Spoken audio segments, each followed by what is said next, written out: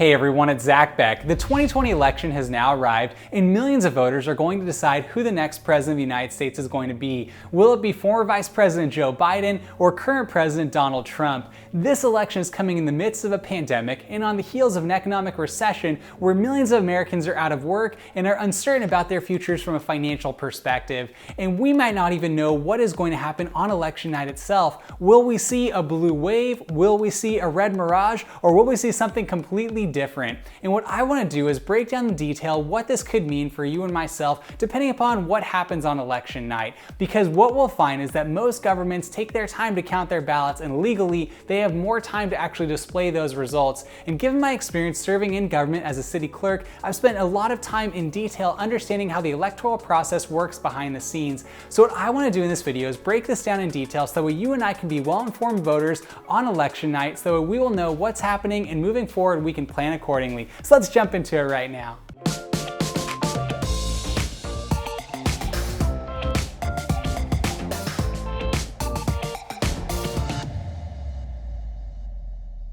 The first thing to be aware of is the electoral process here in the United States of America is very different than in other countries. We use what is called the Electoral College system. We do not just have a simple popular vote where someone who gets 50% plus one wins the election. You actually need to get 270 Electoral College votes in order to be declared the winner and the next president of the United States. Now, the way Electoral College votes are allocated is by state. So each individual state has a set number of electoral votes allocated to it depending upon how many representatives they have, which is determined by population. So for example, the state of California will have significantly more electoral college votes than the state of South Dakota. So what we're going to find is that once you reach the threshold of 270 votes, then you're declared the winner. Back in 2016, Donald Trump actually exceeded the 270 electoral college vote threshold, even though he lost the popular vote by about 3 million. And that's because that's the way the founders set up our system with the electoral college. And the reason why this is important to understand is that on election night itself, there are currently a number of what we call battleground states. Now, battleground states are states that generally shift either voting Democrat or Republican in presidential election cycles. That's because their voter registration is very close between Republicans and Democrats as well as independents, but generally speaking, they sway depending upon how the Electoral College makes them work. What we're finding is there are currently a number of battleground states for the 2020 election, and they are as follows. First, you'll look at the state of Pennsylvania, then North Carolina, then Georgia, Florida, Ohio, Michigan, Minnesota, Wisconsin, Iowa, Nevada, Arizona, Colorado, and believe it or not, potentially even Texas. And lastly, you'll see even New Hampshire might be considered a battleground state at this current moment in time.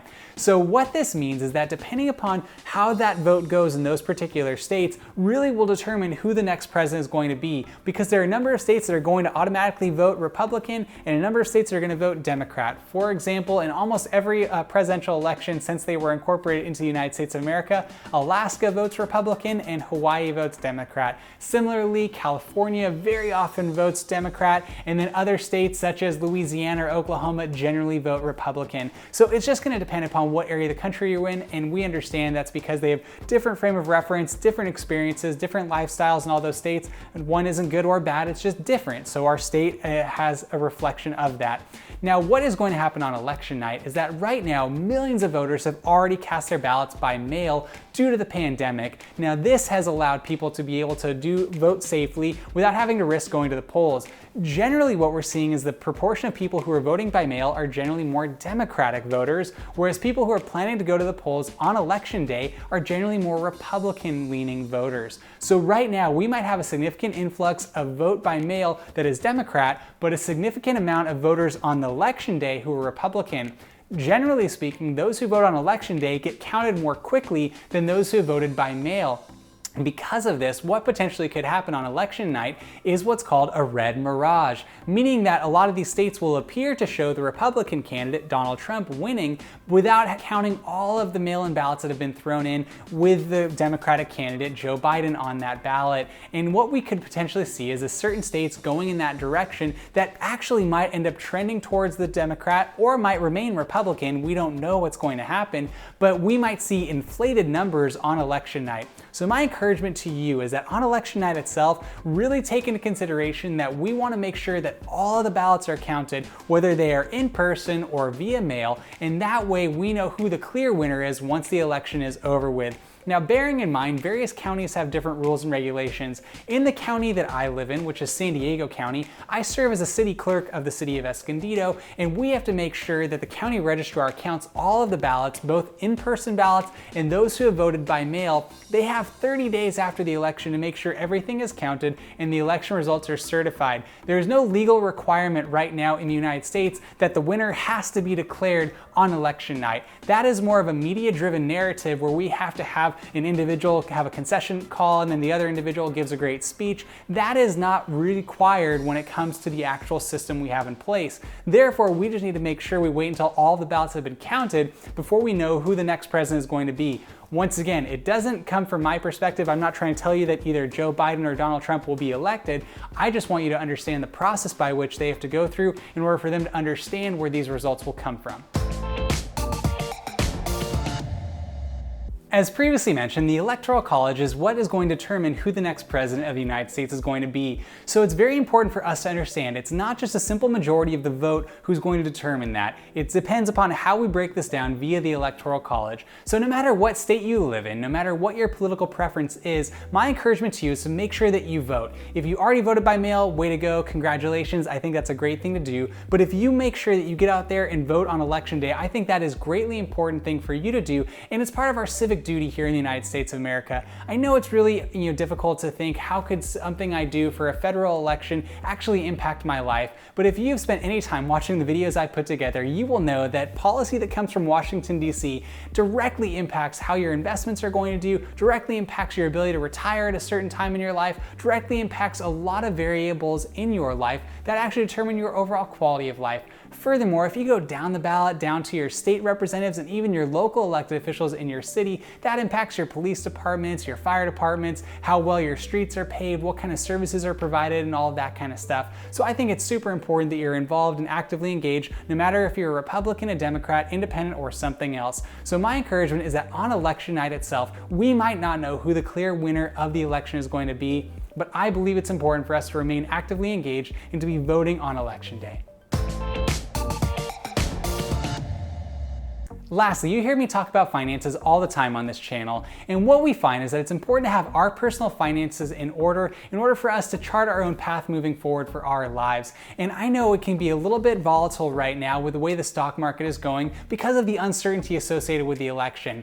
And if what happens, like I said previously, if we do not have a clear-cut winner on election night, we might see a tumultuous stock market moving forward. What I want to encourage you to do is to not panic, to remain calm. Similarly, remain calm depending upon who your preferred candidate is doing at that time. Don't do anything rash. Don't pull all your money out. Don't put all of your money in. Just remain consistent in how you're moving forward with your financial objectives so you can achieve all of your goals. And the way that it's best to do that, I personally believe, is to maintain all of the same principles that I talk about on this channel all the time. And it goes as follows. Do everything you can to cut spending.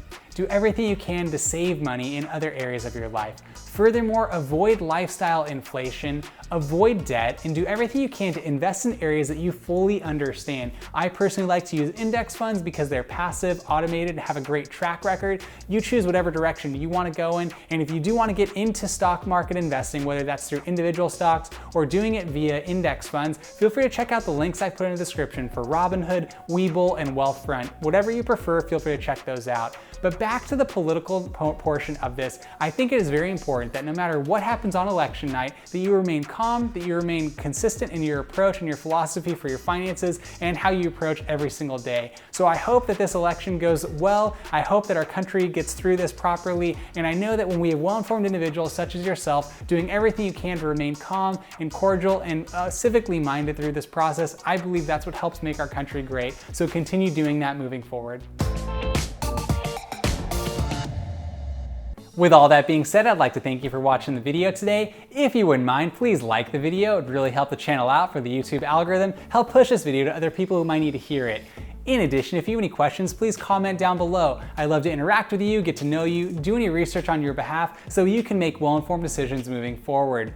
Furthermore, if you do have the opportunity to, please subscribe to the channel. That would mean a lot to myself personally, as I try and create content that will make a positive impact in your life by encouraging you and myself to lead lives of meaning and purpose, all while maintaining balance and moderation. And if you subscribe to the channel, please tap the notification bell. That will notify you every time I post a video, which I do on a weekly basis. Once again, I'd like to thank you for watching the video today. I look forward to talking to you next time. Have a great day.